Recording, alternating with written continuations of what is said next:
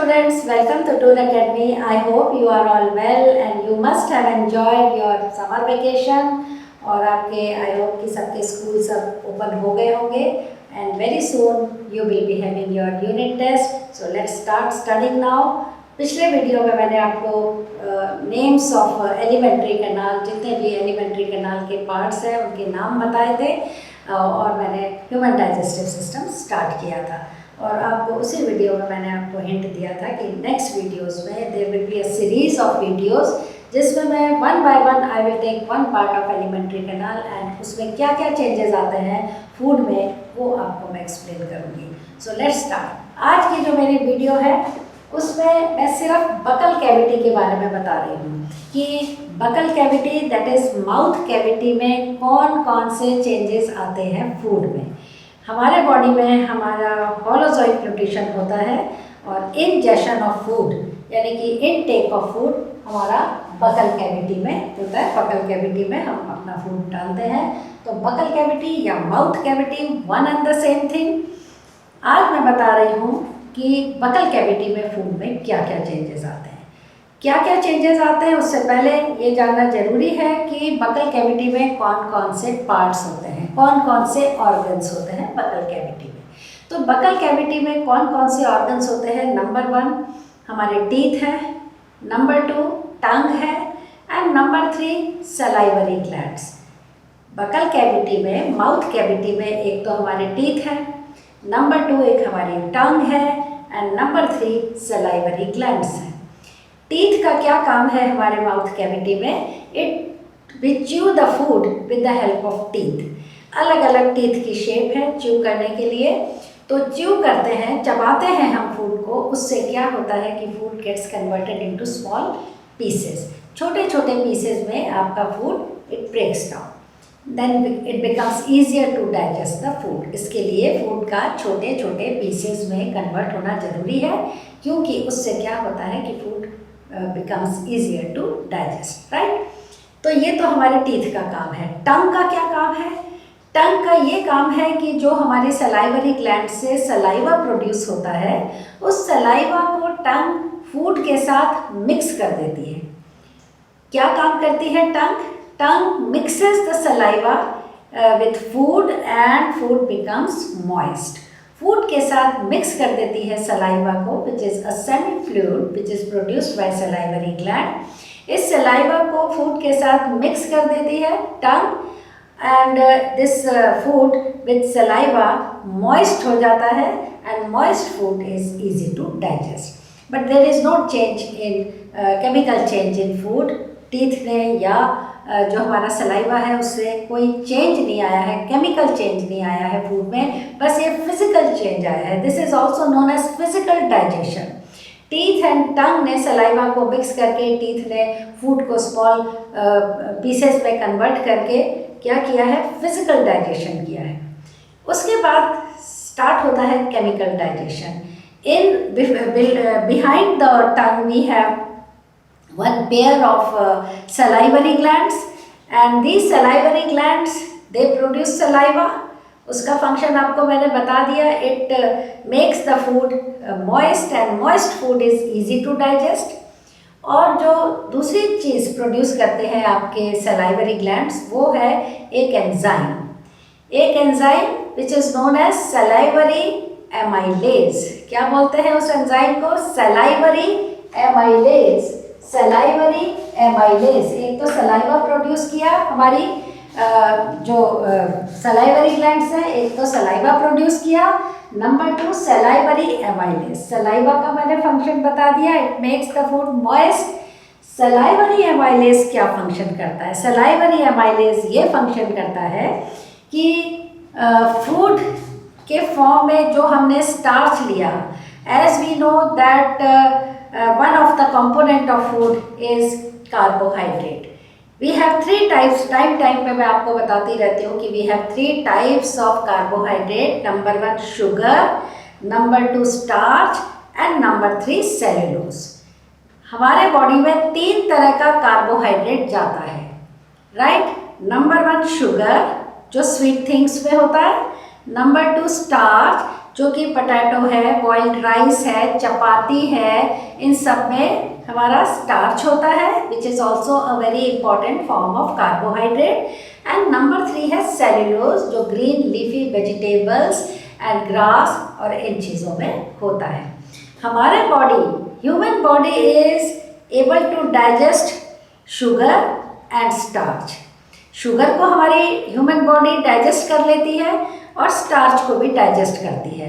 And the simplest and soluble form of sugar and starch is glucose, because sugar and starch both are very complex organic compounds and they are insoluble in our body fluid, that is in blood.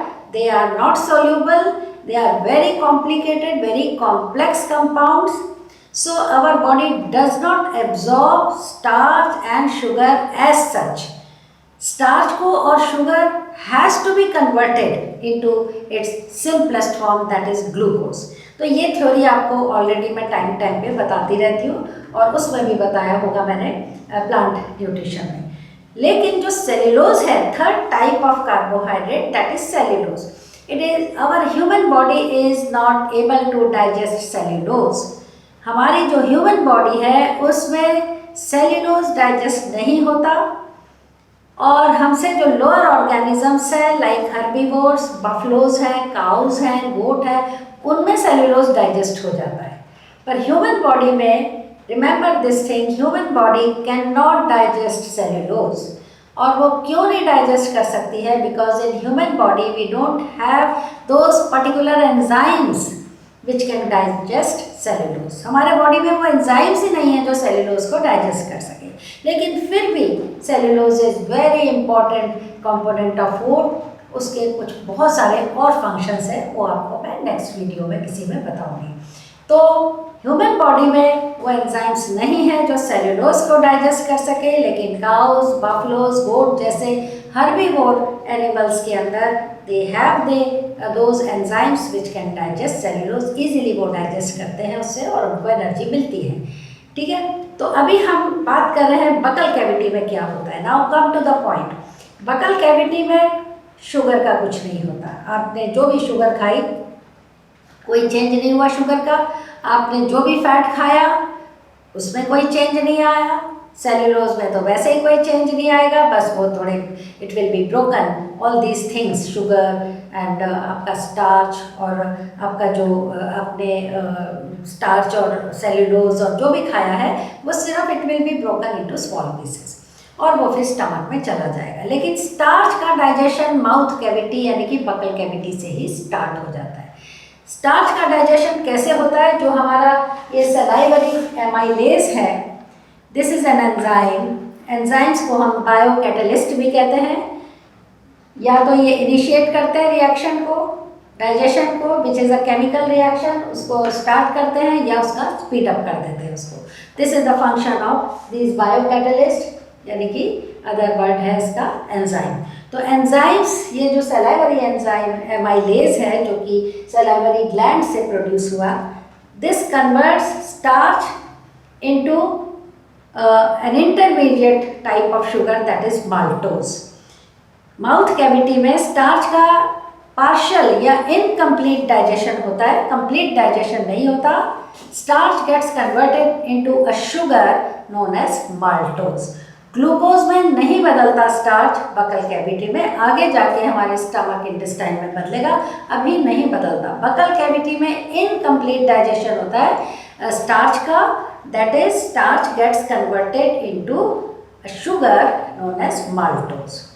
क्यों incomplete digestion होता है buckle cavity में? क्योंकि buckle cavity में food remains for a very short duration, बहुत ही short duration के लिए हमारी बकल कैविटी में फूड रहता है, तो इसलिए कंप्लीट डाइजेशन स्टार्च का नहीं होता है। Does not get converted into glucose but it gets converted into a sugar that is maltose, right. So this happens in your buccal cavity.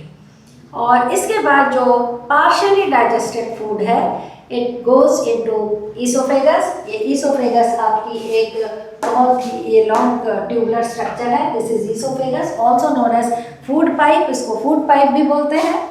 और ईसोफेगस में there is no digestion, it just acts as a passage, और इसमें food जब enter करता है तो जो oesophagus की वॉल्स हैं they have a special movement, that movement is known as peristaltic movement. या मैंने कहीं लिखा होगा कि नहीं लिखा, I don't know. Peristaltic movement, right? What is peristaltic movement? It is the rhythmic movement of the walls of esophagus in which they contract rhythmically, they expand, they contract, they expand, they contract like this. यहाँ से वो expand हुई, यहाँ से contract हुई, फिर expand हुई, contract हुई, expand हुई, contract. This is the rhythmic movement of contraction and relaxation of the walls of esophagus, right? तो इस movements की help से food automatically it is pushed in the downward direction and enters into stomach. So this is all about today buccal cavity, और साथ में उससे related जो आपका esophagus है उसमें भी मैंने बता दिया कि what happens in these two part of the alimentary canal. So this is all about today. I hope you have understood it properly. If you have any question then you can write in my comment section. और इसके बाद on the basis of जितना भी अभी मैंने आपको बताया है about the digestion in buccal cavity, on the basis of this we have two questions. इसके आंसर अब आपने बताने हैं। एक क्वेश्चन है चपाती और बॉइल्ड राइस। चपाती है आपने खाई, च्यू की, बॉइल्ड राइस आपने च्यू किए, स्टार्ट टेस्टिंग स्वीट। कुछ टाइम बाद च्यू करते करते वो उसमें ना आपने सॉल्ट डाला है ना आपने शुगर डाली है, पर आपको उसमें मिठास आ जाएगी, वो आपको मीठे लगने लग जाएंगे। They will start tasting sweet after some time when we chew it. Explain the reason. इसका आपने रीज़न बताना है। मुझे मेरे कमेंट सेक्शन में इसका आंसर लिखिए, अगर नहीं आता तो भी लिखिए, मैं इसका आंसर आपको बताऊंगी। अगर लेकिन मेरा एक दो बार ये लेक्चर आप देखोगे, ये वीडियो देखोगे, आपको पता लग जाएगा कि मैं क्या पूछ रही हूँ। Number 2, there is another question, why human body can not digest cellulose while herbivores can digest it. Herbivores like buffaloes, cows, goat, they can digest the cellulose, but human body cannot digest the cellulose. इसका भी reason अभी मैंने घुमा फिरा के बीच में आपको इसी वीडियो में बताया है। So try to answer that question also. और ये दो क्वेश्चन का आंसर मैं आपको या तो मेरे कमेंट सेक्शन में ही बता दूंगी या फिर मैं अगले वीडियो में इनके आंसर आपको बताऊंगी। लेकिन उससे पहले if you find these answers then write in my comment section. अच्छा लगा आपको वीडियो तो इसको सब्सक्राइब भी करो, शेयर करो अपने फ्रेंड्स के साथ, ताकि ज़्यादा से ज़्यादा स्टूडेंट्स को हेल्प हो सके, उनको एडवांटेज मिले मेरे वीडियोस की। So thank you so much for watching my video.